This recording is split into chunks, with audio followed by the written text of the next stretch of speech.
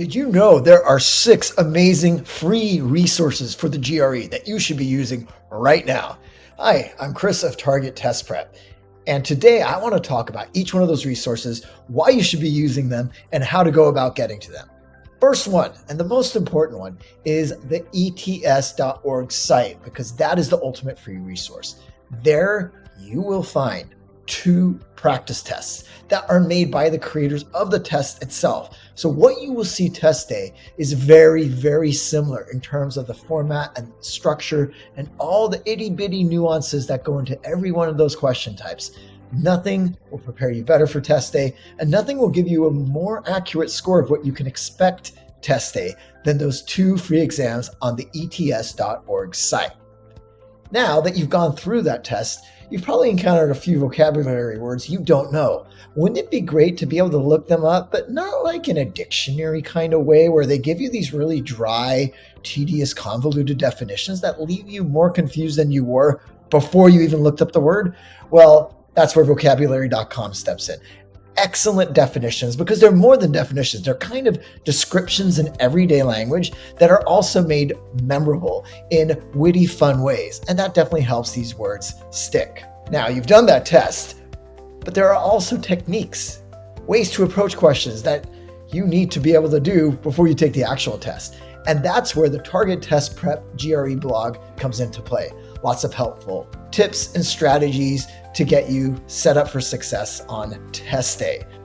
And in addition to those tips and strategies, you will also find top most used words, top toughest words, top words when it comes to roots, etc., etc. So the Target Test Prep blog is a great resource, a great trove for GRE vocabulary as well.